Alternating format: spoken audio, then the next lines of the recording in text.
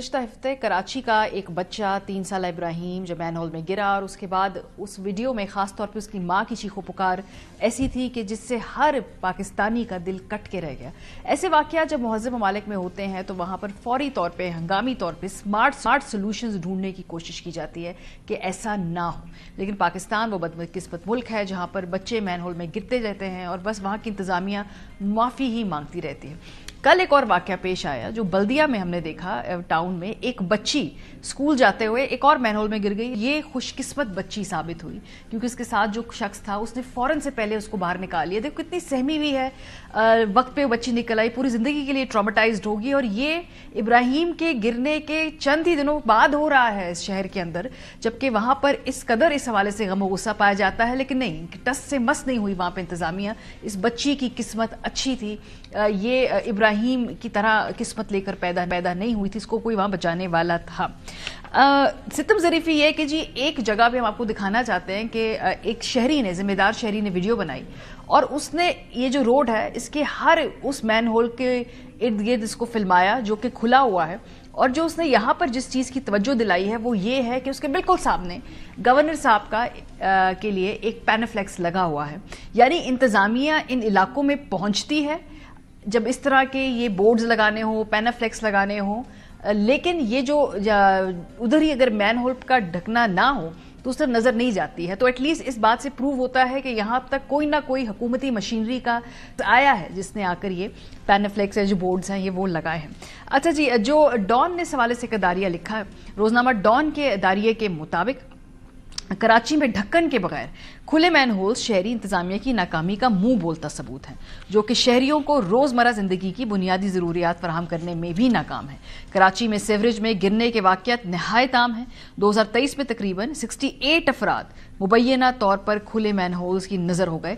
رواں سال رپورٹس کے مطابق کھلے نالوں اور سیوریج نے 24 رہائشیوں کی جانوں کو نگل لیا۔ یہ وہ بے حسی ہے جس کی سندھ حکومت عادی ہو چکی ہے سے عوام کے جذبات سمجھنے اور ان کے دکھ کا ادراک کرنے سے قاصر بنائے ہوئے ہیں۔ سیوریج سسٹم کی دیکھ بھال کے لیے کروڑوں کے بجٹ کے باوجود Karachi water and sewerage corporation اور دیگر اداروں کی مبینہ غفلت نے کراچی کے تقریباً 50% کم آمدنی والے علاقوں کو کھلے موت کے گڑھوں کے رحم و کرم پر چھوڑ دیا۔ ان کھلے نالوں اور مین ہولز کا معاملہ نہایت سنگین ہو گیا ہے۔ اس کے لیے اعلیٰ معیار کے ایسے ڈھکنوں کی ضرورت ہے جو نشے کے عادی افراد ہٹا نہ سکیں اور نہ ہی بھاری گاڑیاں انہیں نقصان پہنچا سکیں۔ فنڈز کو بین الاقوامی سطح پر استعمال ہونے والے مین ہول سکیننگ سسٹمز کی تنصیب پر بھی خرچ کیا جانا چاہیے جو ساختی حالت کا ڈیٹا اکٹھا اور نقشہ بندی کرتے ہیں۔ دیگر بڑے شہروں کے برعکس کراچی کی سڑکیں موت کے جال بن چکی ہیں۔ زندگی سے بھرپور یہ شہر بیک وقت زندہ رہنے کی جدوجہد بھی کر رہا ہے۔ نیپا واقعے میں عوامی احتجاج، دھرنوں اور مین سٹریم سوشل میڈیا پر جواب دہی کے مطالبات کے باوجود میئر کراچی کی جانب سے معذرت تاخیر سے سامنے آئی۔ تاہم روایت کے مطابق کچھ افسران کی معطلی اور غیر جانبدارانہ تحقیقات کے وعدے کے ساتھ ساتھ آئندہ ایسے سانحات سے بچنے اور ادارہ جاتی تبدیلیوں کی یقین دہانی ضرور کرائی گئی ہیں۔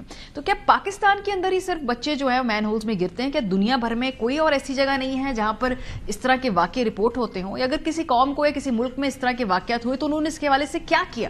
آپ کو بتاتے ہیں کہ بھارت نے 2014 میں سوچھ بھارت ابھیان پروگرام کے ذریعے لوہے بھارت کے کچھ حصوں میں مین ہول کور کی جگہ فائبر یا پولیمر کے جو ہے وہ کور لگائے تاکہ حادثات اور مین ہول چوری سے بچا سکیں۔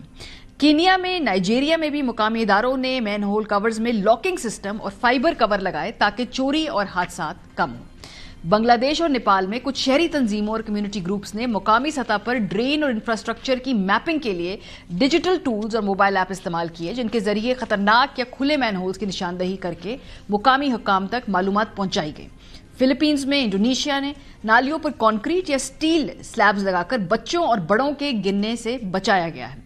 ایتھوپیا اور نیپال نے رات کے وقت حادثات کم کرنے کے لیے سولر LED اسٹریٹ لائٹس جو ہیں وہ نصب کی ہیں۔ روانڈا میں، کمبوڈیا میں میونسپل اور کمیونٹی سطح پر شہری انفراسٹرکچر کی مرمت کے لیے ریپڈ رسپانس ٹیمیں کام کرتی ہیں جو ٹوٹے ہوئے ڈرین کو یا مین ہول جیسے مسائل کو مختصر وقت میں ٹھیک کرنے کی کوشش کرتی ہیں۔ तुर्की और सऊदी अरब ने पुराने खुले नाले मुकम्मल तौर पर अंडरग्राउंड बंद पाइपलाइन सिस्टम में तब्दील किए हैं ताकि शहरी रास्ते महफूज हो।